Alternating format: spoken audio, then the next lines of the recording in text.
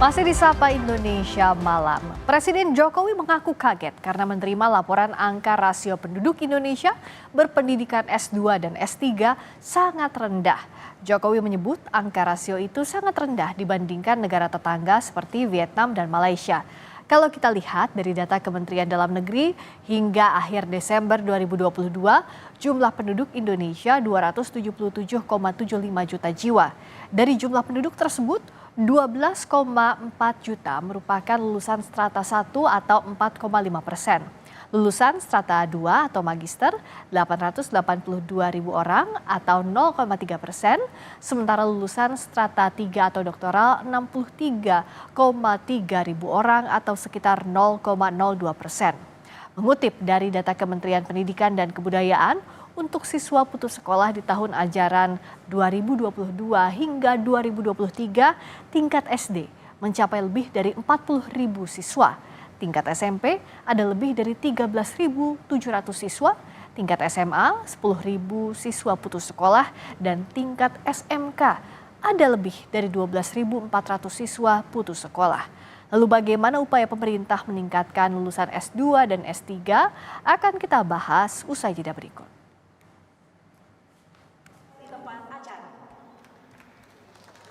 Presiden Joko Widodo kaget saat menerima laporan soal angka rasio penduduk berpendidikan strata 2 dan strata 3 di Indonesia hanya 0,45%. Menurut Jokowi, angka itu sangat rendah dibanding Malaysia dan Vietnam.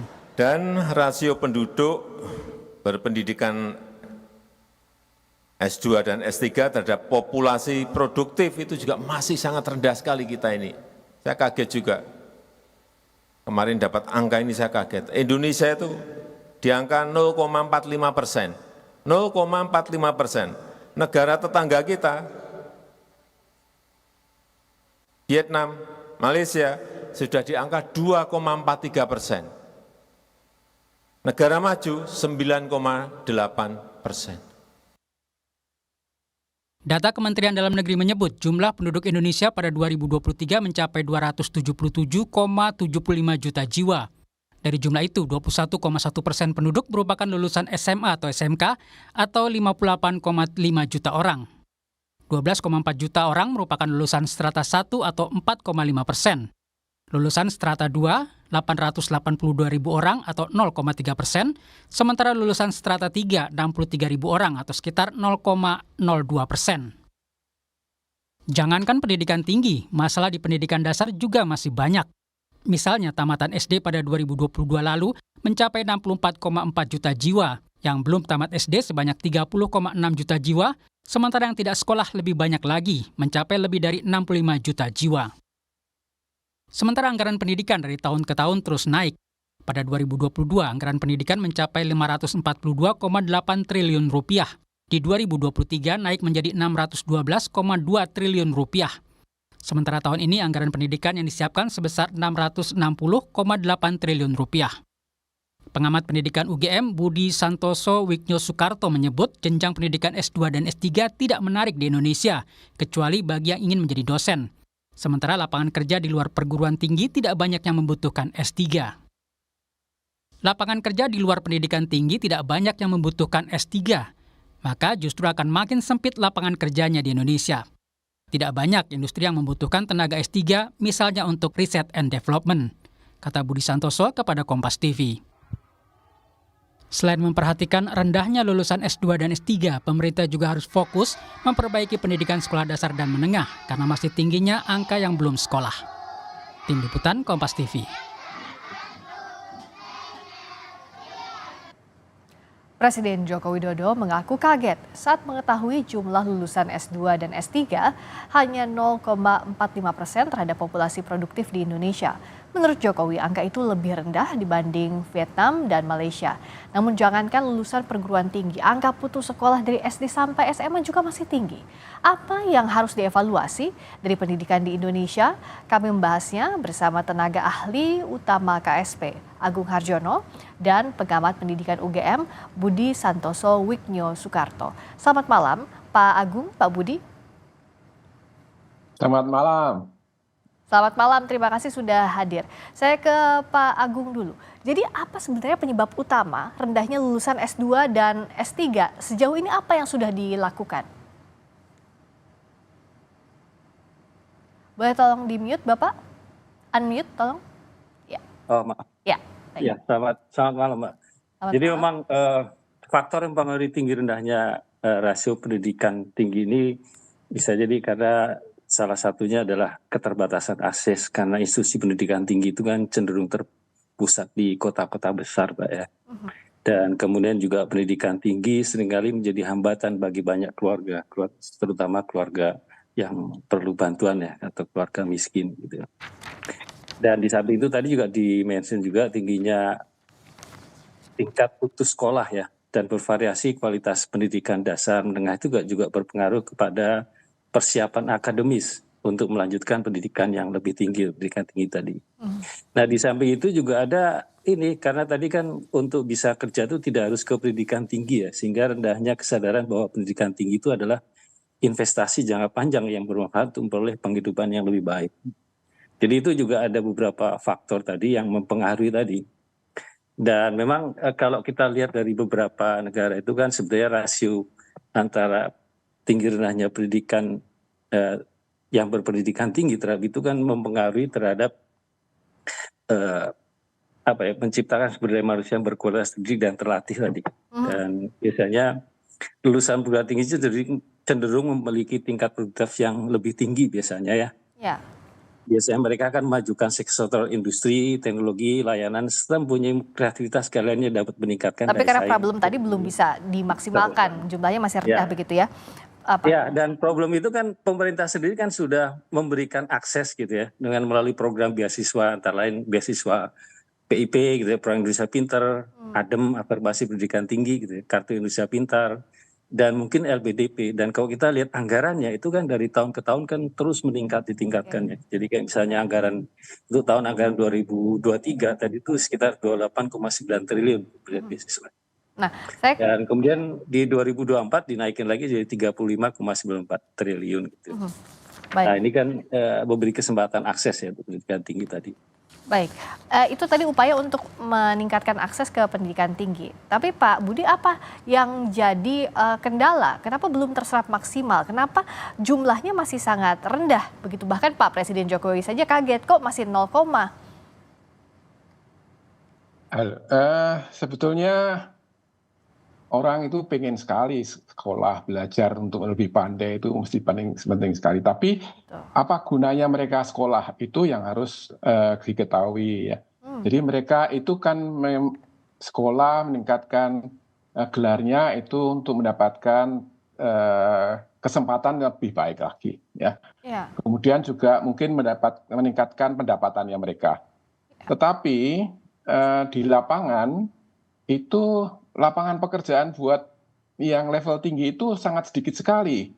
Kan kita pengennya kalau di luar negeri, misalnya saya pernah pergi ke Aachen gitu, itu mahasiswa S2, S3 itu dimasukkan ke dalam pusat research yang dibiayai oleh industri.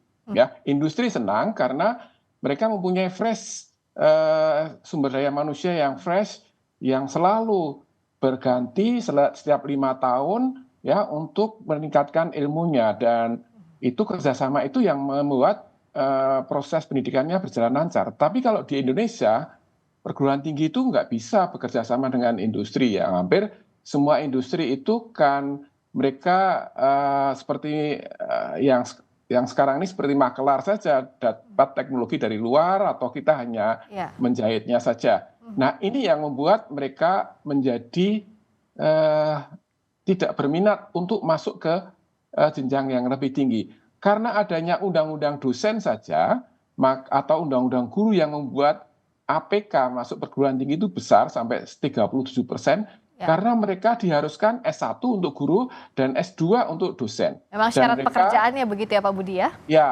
karena itu harus. Dan kemudian mereka ingin jadi guru besar sehingga mereka jadi S3. Jadi itu adalah pasar yang paling besar sekarang ini. Jadi itu yang membuat minat mereka menjadi tidak besar, karena lapangan pekerjaan yang tersedia di luar itu tidak berbeda jauh pendapatannya misalnya Misalnya seorang lulusan S3 menjadi dosen, itu bedanya dengan lulusan S2 menjadi dosen hanya berapa ratus ribu. Ya, Padahal investasinya lebih mahal. betul. Dan itu mungkin dengan UMP-nya DKI itu lebih kecil ya. Ya, Itu yang membuat ini menjadi apa namanya, keinginan untuk meningkatkan pengetahuannya, mendapatkan posisi yang lebih baik atau mendapatkan pendapatan yang lebih besar itu menjadi berkurang. oke. Saya kira itu yang menjadi penting. Nah, saya minta singkat-singkat ke masing-masing narasumber, ke Pak Agung, dengan masalah tadi tidak ada kontinitinya. Jadi kasarnya ngapain susah-susah sekolah tinggi-tinggi tapi nantinya cari kerjanya belum tentu sesuai dengan apa yang diharapkan. Nah, ini bagaimana, sudah adakah antisipasi soal ini, jangan sampai atau lulusan S2 S3 tapi tidak berbakti mengabdi lagi ke dalam negeri tapi justru dapat kerjanya di luar negeri. Itu gimana antisipasinya, Pak Agung? Ya, selama ini kan ada salah satu artinya program kerjasama antara perguruan tinggi dengan swasta tadi untuk atau memberi kesempatan mereka kerja gitu ya. Artinya dalam proses pembelajaran itu kan ada proses mereka entah magang atau seperti apa ke pendidikan ini tadi. Dan juga ada program dari pemerintah untuk memberi kesempatan mereka untuk belajar juga di industri tadi sehingga mereka punya pengalaman dan sebagainya dengan pengalaman di sektor industri dan juga itu kan memberikan inspirasi ya. Dan mereka kerja magang itu kan nggak hanya di dalam negeri tapi juga luar negeri yang mereka punya anggaran riset yang cukup besar tuh, sehingga bisa menginspirasi mereka. Memang kalau kita lihat dari anggaran riset kita, kalau lihat dari persen GDP itu kan ya di sini kan termasuk kecil lah ya, sehingga memang kesempatan untuk mereka mengeksplor yang untuk pendidikan lebih tinggi S2 S3 untuk riset itu kan juga ada keterbatasan tadi. Ya. Ya itu kan juga memberi ruang yang sempit untuk mereka berkreasi untuk melakukan riset karena biasanya kan untuk pendidikan yang S3 itu kan basisnya adalah riset tadi kan yang mungkin perlu juga ditingkatkan untuk mereka punya kesempatan riset lebih baik lagi. Nah, kalau dari Pak Budi apa masukannya sehingga untuk yang menjangkau pendidikan tinggi pasca sarjana ini semakin banyak dan jumlahnya bisa dimaksimalkan? Saya kira political will dari pemerintah itu penting sekali ya.